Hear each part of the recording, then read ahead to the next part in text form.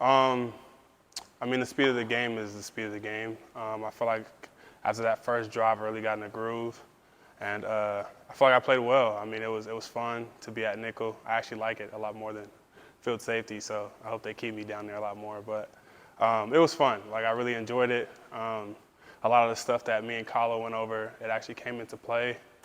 And then just instincts, like a lot of it is, instinctual as far as like making the plays that I made. And that's something that he really told me, like patience, instincts, let yourself be a football player. Don't overthink stuff. And, the game just kind of came to me.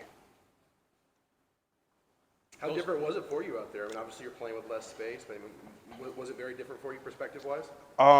It actually, like, surprisingly felt like more space. Like, even though I was like tighter to the ball, it felt like, like if routes ran by me, I wasn't able to like see everything. So like, I kind of had to like study and prep to where like, if I had a certain route, like I was able to feel it, feel whatever routes were coming off of that. And then, just kind of pick up on like tendencies and whatnot. Like I said, just being instinctual, like, that was like the biggest thing, and then just being patient. Like I said, like the game just kind of like came to me after that first series, just getting the hang of it. But I mean, first series at nickel for the most part, because our first series I was at field safety still. But like I said, I had a lot of fun. So. Does it test you a little more physically playing that spot? I mean, you get some one-on-one tackles, and you're up behind the line of scrimmage a little bit more. And is it a little bit more of a physical challenge at all? Not much. I would say like now that I'm in the run fit more, like I'm able to, I guess, like, show my physicality as far as like setting edges and, making, TFLs and whatnot. But like I said, like a lot of the plays that I make came from me being patient and like, just reading my keys for the most part. Whereas like at field safety, I was able to just scan everything and then, just kind of like fly down wherever I was needed. So it was an adjustment, but I mean, it wasn't nothing too big. But I feel like it was physically demanding for the most part rather than at field safety. I kind of just fill holes and, just kind of come downhill for the most part. What did Oregon State do on some of those, deep passes that kind of got over the top of the defense? I mean, I feel like, their coaches did well with a game plan, and a lot of it came down to us as far as like our eye control. And I mean, for the most part, I would say just being disciplined with our eyes. I mean, we went over the film and watched over the plays of, those big shot plays that they had, and a lot of it just came down to eye violations. Guys not, doing their job for the most part. So that was like the biggest thing. What is an eye violation? Can you give me a description, an example of that? I would say like if, you're covering somebody man to man and, you're peeking in the backfield and he runs right by you or something, just kind of like not having your eyes on your keys for the most part. To kind of give it like a funny term, just ball watching for the most part. I mean, I'm pretty sure you guys have heard that before, but like I said, just not having your eyes on your keys, we just call it an eye violation. What kind of steps do you take to like tune that out, to like work on that in practice to where you don't take your eyes off?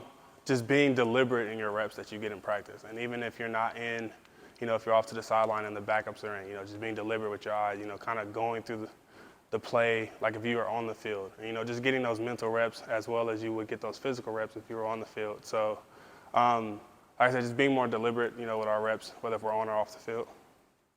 You had 3 turnovers. You had 2 more that you guys had but got taken away or whatever. I mean, how do you feel overall about how you guys were, getting the ball back? Defensively, I feel like we played strong. I mean, the game kind of went how it went, and I'm proud of the guys for fighting all 4 quarters. I mean, at any point in time, the game could have just Oregon State could have just ran away with that game. It could have been a blowout. But for the most part, I feel like our guys fought. Like you said, we got the turnovers, including the ones that we're giving back to them.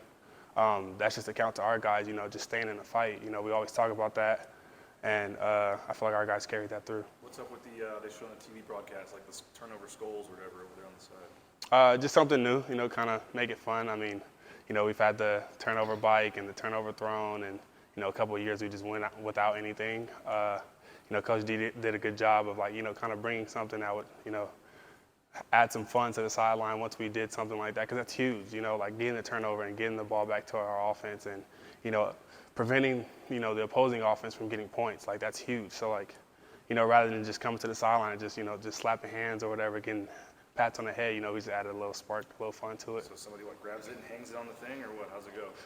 Yeah, you just get a skull, you get it tossed to you or whatever the case may be, and you just hang it on there, and like our goal is to be +1. So we obviously didn't carry that through, but anytime you get a turnover, you get a skull, you go and you hang that thing, and everybody turns up with you. As a leader of this team, you and Hank have been here a long time. Did you go over to him at the sideline? If so, what did you say to him? Any words of encouragement? I don't think a quarterback has been benched in a game since you've been here. I just told him keep his head up. First game. Obviously for him, you wouldn't expect him to have those first game jitters, being that he's a 4-year starter, 5-year starter. But we have a long season to go. that one game doesn't define him as a quarterback. And to me, I have all faith and confidence in Hank. And I talk to him a lot as far as hey, just next play, next play mentality. And we speak about that a lot as a team. So just for me to go over to him and just let him know hey, I still have faith in you, bro. This season isn't over. Your career isn't done here, and a lot of stuff that, and I'm gonna be honest, the stuff on social media, as far as him hitting the portal and stuff, Hank's not leaving. Hank loves us, and he knows that we love him, and we have faith in him. So I'll be glad to see what he does come this weekend. What's the skull symbolic of? We're the Boneyard Boys. As far as our defense, it's the BYB. So like I said, Coach D did a good job as far as making something creative. You have Georgia with the shoulder pads. Oh, my bad. You got Georgia with the shoulder pads, and you got other schools with turnover chains and stuff like that. And like I said, we had the bike, and then we had the throne, and just kind of bringing something that's more relative to our defense. And like I said, we're the Boneyard Boys, and kind of having those skulls, we call them skull hunts, and we just want to collect as many skulls as we can. Who came up with Boneyard? I have zero clue. I can't even give you an answer for that one because I didn't come up with it. But I know when I heard it, I was like, hey, let's roll with it. That's what we got. Tyreque, in the past, you kind of mentioned you're kind of a social butterfly on the team, I guess. I think I remember you saying that. Did you spend time with the offensive linemen and stuff? Is that right? Yeah, I actually live with one of them. So, okay. When you guys have a little bit of adversity here, a guy that can kind of bounce around the team and obviously connect with different guys, what's your role when adversity hits? I just make sure guys keep their heads up, stay in the fight. As long as that clock has time on it, the game is not over. So whether if it's an offensive lineman, a running back, quarterback, defensive lineman, it doesn't matter. If I see somebody who, and I don't want to say is giving up, but has their head down because stuff isn't going our way, I just let them know hey, this game isn't over. We have plenty of time left. Let's keep fighting. And we'll just give it our all. How's Markel holding up, man? He's holding up strong.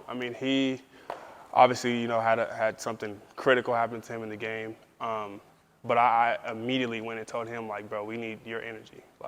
You can't be over here and being a Debbie Downer and just kind of feel sorry for yourself because, we're still playing a game. And I'm just feed us your energy as a defense.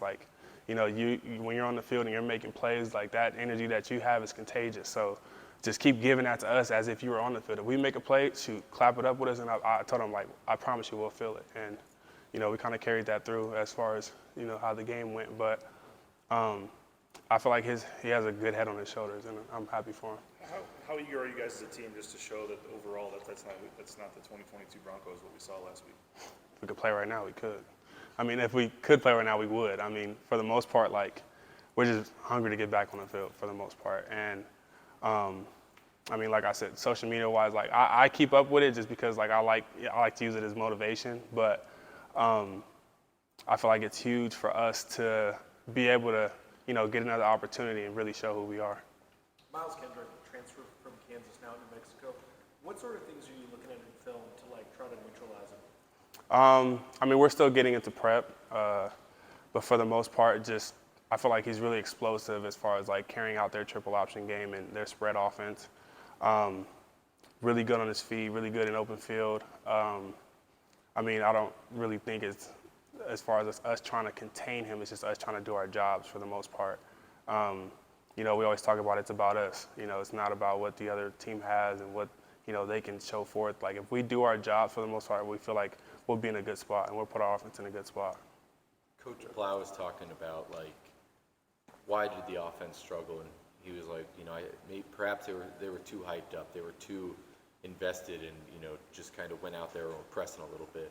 I mean, did you see that at all from the defense? I mean, I know you say you read Twitter, and I'm sure a lot of guys don't, but like, does that stuff fuel you? You like want to prove people wrong type thing? I don't want to necessarily say prove people wrong.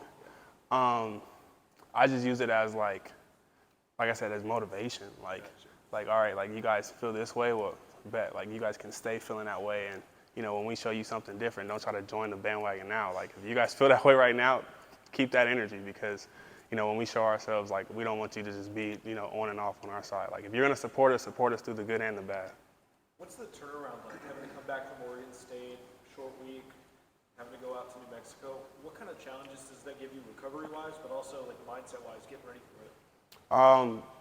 And like I said before, it's like a next play mentality thing. I mean, like I said, the game's over. We can't go back and oh, I wish I could have did this or I should have did this. I mean, we saw the big plays and we made our corrections, and now it's time to move on. So it's time to, as soon as we got back Sunday, we were already prepping for New Mexico. So for the most part, I mean, it's not, I don't say as much of a challenge as you would think it is, as far as like, guys' like mentals, like how invested and how committed are they to just, kind of move on and know that, like I said, it's a long season still. So just move on to the next game and, show what we got.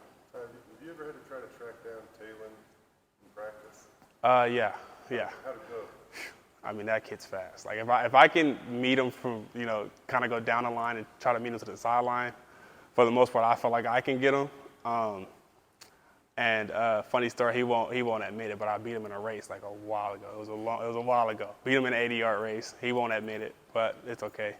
But for the most, that kid's fast. He can fly, and like it's weird because like you watch it on TV or you watch the TV copy, it looks like he's just flying. But like being on the field with him and like actually watching him run, he just eats up ground. Like he's just long. He's a long, lengthy kid who can actually move. So I'm glad that we have something like that in our arsenal. Thanks, Tyreque. Yep. Thank you guys.